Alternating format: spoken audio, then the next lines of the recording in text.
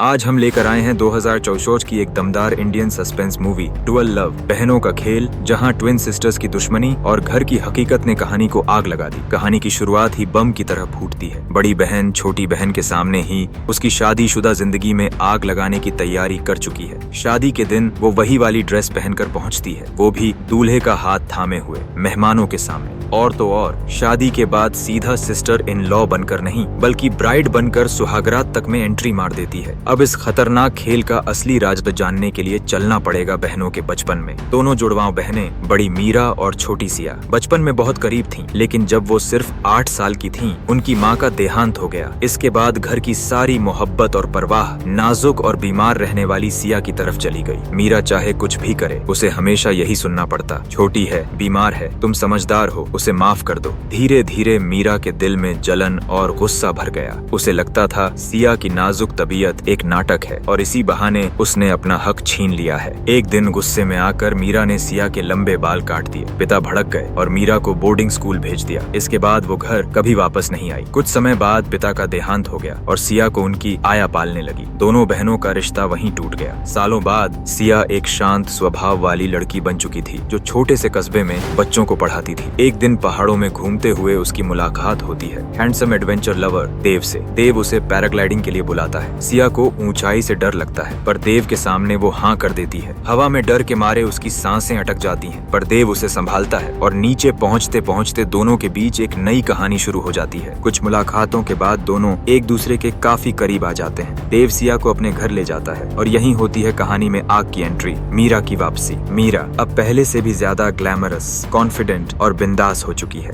देव से उसकी मुलाकात में ही कुछ ऐसा होता है कि सिया एक कोने में छिपकर आंसू बहाने लगती है। मीरा साफ कह देती है, मैं वापस आई हूँ सिर्फ तुम्हारी हर खुशी छीनने के लिए, तुम्हारा मंगेतर भी। देव भी मीरा की बोल्ड पर्सनैलिटी से इम्प्रेस हो जाता है और जल्द ही सिया को छोड़कर मीरा के साथ नाचने गाने पार्टी करने लगता है। बेचारी सिया दिल टूटने पर भी चुपचाप रोती रहती है, लेकिन किस्मत को कुछ और मंजूर था। देव के पिता उसे डांट कर कहते हैं, शादी करनी पड़ेगी वरना इज्जत मिट्टी में मिल जाएगी। देव को तब एहसास होता है कि मीरा शादी के लायक नहीं, घर बसाने के लिए सिया ही सही है। देव फिर से सिया के पास जाता है, उसे पैराग्लाइडिंग पर ले जाकर वहीं प्रपोज करता है। सिया जो पहले से ही देव से मोहब्बत करती थी, खुशी खुशी हाँ कह देती है। मीरा को ये खबर लगते ही गुस्सा आता है, पर वो कुछ कर नहीं पाती। देव और सिया की शादी धूमधाम से हो जाती है, लेकिन शादी के बाद सिया की जिंदगी में एक नया तूफान आता है। शहर की नई पुलिस अफसर इंस्पेक्टर गीता, वो एक केस सॉल्व करने के लिए किसी घर में पहुंचती है, जहां उसे सिया के माथे पर चोट का निशान दिखता है। गीता पूछती है, क्या तुम्हारे साथ घरेलू हिंसा हो रही है? सिया हंसकर कहती है, नहीं,